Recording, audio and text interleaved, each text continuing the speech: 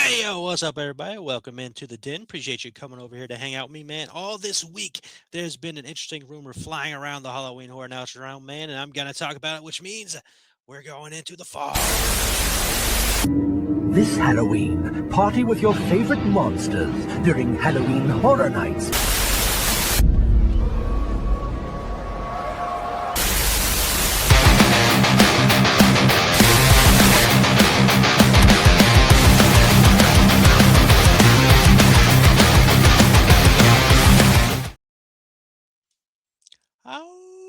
Oh, what's up, everybody? Welcome into the fog. I am Wolfman Rob. Again, appreciate you coming over to hang out with me. Without further ado, let's talk about this interesting rumor that has been going all throughout this week that a very interesting, big time superstar in the world of music is apparently, possibly, maybe coming to Halloween Horror Nights in 2026. That is none other than Lady Gaga. Lady Gaga is pretty heavily rumored to be at this year's event. I don't know if that's on speculation maps or not, but I was scrolling through the old social medias and I saw it more than a couple times from several different sources that there's a very good chance that Halloween Horror Nights will feature Lady Gaga, which is a very interesting artist to be featured at Halloween Horror Nights, to say the least. I think if you're a fan of Lady Gaga and you've seen her music videos and all this stuff, or if you remember back in the day, Lady Gaga wore a raw meat dress to an event, or you think about the outfits that Lady Gaga has worn, be it at events or in her music videos or anything of that nature.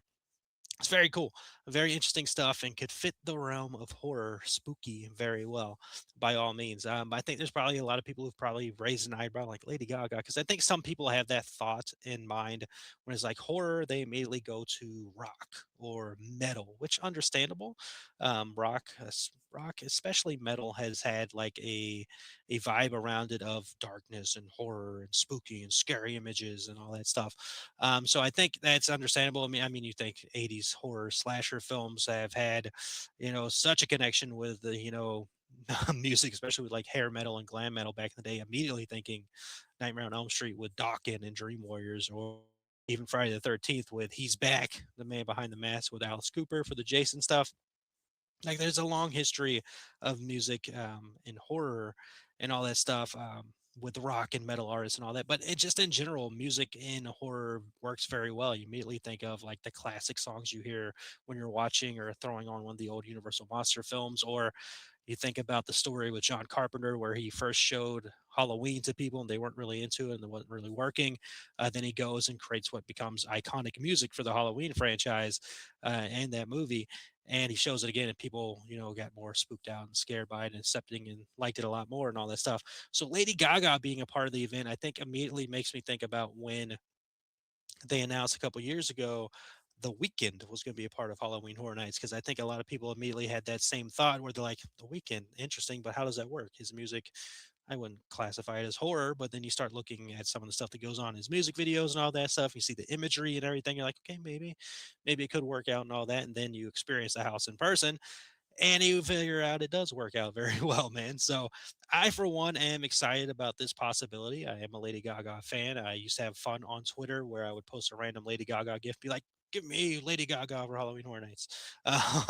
So I would absolutely be excited for that. And I think it would be a good fit. I think it'd be a fun fit and all that. And it got me thinking about like other music artists and the history of music at Halloween Horror Nights and all this stuff. Because again, like I mentioned with horror movies just then, music at Halloween Horror Nights is a big deal, be it, the stuff the Midnight Syndicate created for the events and all that stuff, and their music playing throughout the events, or any music you hear when you're walking around and the fog's floating around and, you got the lights going everywhere and you just hear the music and you're in the vibe, you're in the zone. The Lagoon Show with the music blasting, Nightmare Fuel with the music blasting while they're doing their routine and all that stuff like that is just a big part of the event. And it made me think, if of other iconic music artists, big names that have been featured at the event and all that stuff. I just mentioned The Weekend. We can pull that up real quick. There's one of the promos for The Weekend from the past, The Weekend After Hours Nightmare. You see that, and some scary imagery stuff going on there, and we just jump into The Weekend real quick while we're here.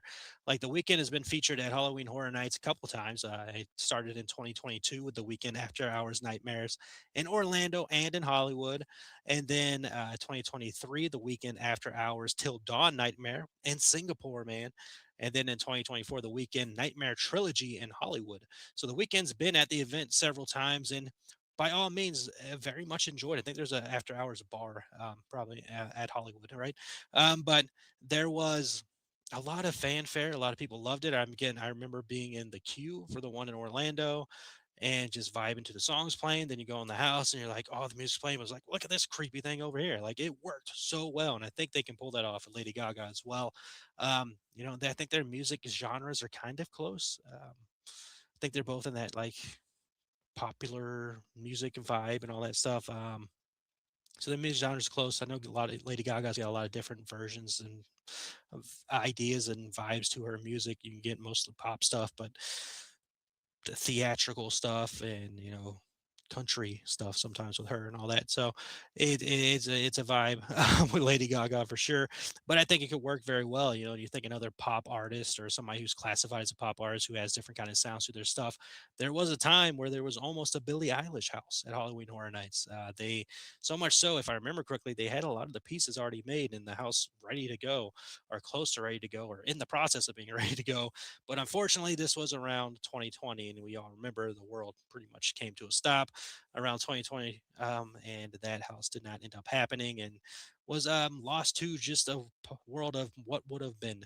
Is where that ended up happening, as it never ended up being created in the real world and put out there for people to experience.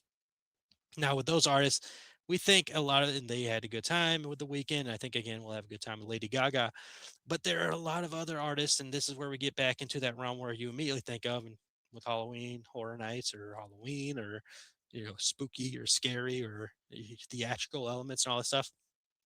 Some of these names that have been featured at Halloween Horror Nights probably come up very quickly for you, especially somebody like Rob Zombie. Rob Zombie has been featured at Halloween Horror Nights a good bit. Rob Zombie back in 1999, I believe, is when it first all started. When he had I wrote it down. I was trying to remember. My memory stinks. We had the thrilling, chilling world of Rob Zombie, which was featured around Rob Zombie's solo debut album, Hellbilly Deluxe, where a lot of the characters and the music was playing in that house, and a lot of those characters came to life in that house and all that stuff. And then 2 decades later, if I think my math's correct, I did go to school in South Carolina, but I think my math is correct here. 2 decades later, HHN 29, we get Rob Zombie's Hellbilly Deluxe Scare Zone. Throw up an image for you real quick right there, kind of give you an idea of what you walked into. But that was the same thing, man. I loved that album already going into, and I was so stoked and excited about that. But just walking in there and hearing the music freaking blaring, and you got the fog effects and all that stuff. And you see the characters from the music videos, and you got some of them dancing, you got some of them doing electric scenes, you got the bride, living dead girl, not the bride, the living dead girl. You got Rob Zombie from that same music video. Just creatures coming at you and all that stuff was so cool and fit so well. It was such a good, fun vibe. And just you think Rob Zombie with music, but also Rob Zombie became a horror director as well. And a lot of that kind of started with Halloween Horror Nights. He created, I believe it was called Rob Zombie's American Nightmare, which would end up becoming House of a Thousand Corpses. So what he created there, he created movie wise.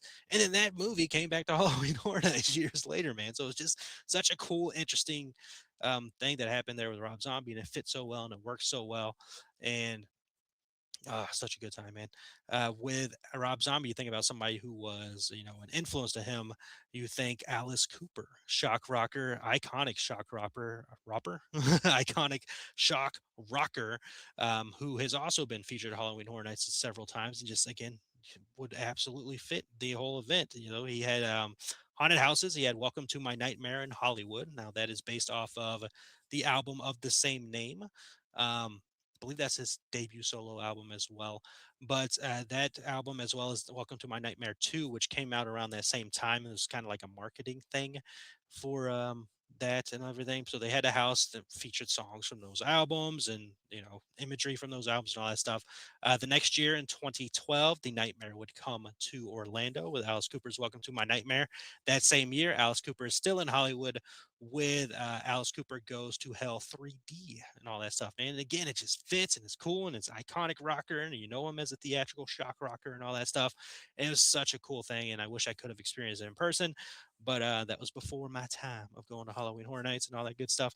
But it's so cool and it's so awesome. I mean, just again, look at that imagery right there. It looks cool, it looks creepy. If you know Alice Cooper, it works, man. So iconic rock star, going from an iconic rock star to iconic band that pretty much created heavy metal. We talk Black Sabbath, who has also been featured at the event. They were at the event in 2013 with Black Sabbath's 13 3D house. This was also kind of a marketing thing because they had an album come out around that time called 13 as well. And I talked about, I've been with the show for a while. Thank you very much. You might remember that I did a tribute to the late great Ozzy Osbourne on this here network, the channel, YouTube channel, whatever you want to call it. And part of that, I did talk about Halloween Horror Nights and how Black Sabbath was featured there, and I did actually, showed a walkthrough of that and all that stuff. And it was a very cool house. And while it was 13, it was based around that album and everything. They still had classic Black Sabbath stuff in there with like War Pigs and Paranoid and Iron Man and stuff like that. And it just worked and it was cool and it fit and it worked so well and it was awesome. It was a great time, man, and all that stuff. So music artists have been iconic throughout the history of Halloween Horror Nights, and we're not done there. If we're talking iconic music artists, we're talking iconic at Halloween Horror Nights, by all means, we have to mention none other than the iconic rock star, one of the greatest guitar players of all time, the Top Hat. We're talking Slash, man. Slash has been featured at Halloween Horror Nights the most of pretty much any music artist. Again, I believe that is to be correct, and we'll have facts with me here in a second, but Slash, I'll throw it up real quickly. He's had his music released as vinyls for Halloween Horror Nights. There's an image for you right there. And just look at the coolness of that imagery and all that stuff. But there's, a couple Slash vinyls for the music he's created for Halloween Horror Nights. I just going through the list here, man. He's, again, been featured the most. As far as I'm concerned, as far as I think is correct, Slash first started with 2014. He had Clowns 3D music by Slash. He was also a static figure in that house. And then he goes on a long run of Universal Monsters houses, man. So you get Universal Monsters music by Slash in 2018. You get Universal Monsters Frankenstein meets the Wolfman. He has music there in 2019. Universal Monsters The Bride of Frankenstein Lives 2021 in Hollywood music. All of these will be Hollywood. Universal Monsters Legends Collide 2022. Universal Monsters Unmasked 2023. Universal Monsters Internal Bloodlines Hollywood 2024. So he just a long list. And he's with the Universal Monsters there. And then last year, 2025, you had Scarecrow the Reaping music by Slash. So three of those actually say music by Slash, but all of them feature music by Slash. He composed the music that's in those stuff, and we're not talking like Guns N' Roses music or Slash's Snake Pit or Slash featuring Miles Kennedy and the Conspirators. We're talking like stuff he composed and put together for these haunted houses. All the stuff is so cool and everything. Like I mentioned, there is vinyls out there if you're lucky enough to get them out there of the music he's created. Thankfully, there is some of the songs on streaming services. So I would assume Apple and Spotify have them. I have YouTube Music and it's on there. A whole album of the songs he created for the Universal Monsters and the Clown 3D Zone and stuff like that. Um, so cool and it works so well. So again, it may be one of those things where you hear Lady Gaga, how's that work? Because you're like thinking haunted houses are going to be based on horror movies and then based on original creations and all that stuff. And you just wonder how music will work, especially with an artist who isn't considered rock or metal or anything like that, that your mind immediately goes to. And it works. It works with the weekend, and I think it will work extremely well with Lady Gaga. I think she has a great, creative mind, and I would hope, like they did with the weekend, they would have Lady Gaga involved in the overall creation of it. I would assume Lady Gaga would be a part of that. Um, so yeah, I'm excited for that, man. Like I like that idea. I think it's a very good idea. I think it would work extremely well. So yeah, that's my thoughts on the rumor that's going around. Again, this is just a rumor; has not been confirmed by any means, and all that stuff. But you think about it. In Orlando, this is HHN 35, so big anniversary year, and you would just think, hey, that's a big pull right there. Last year you think about all the big IPs that they brought in that were extremely busy the majority of the time, like Terrifier and Five Nights at Freddy's and all that stuff. Lady Gaga, a big name for your 35th events over there in Orlando. I think it would work. Now, obviously, this would be a dual coast house by all means. I would think. I would think you would do a dual coast with this, but it's a very interesting, cool idea. They better not just do Hollywood.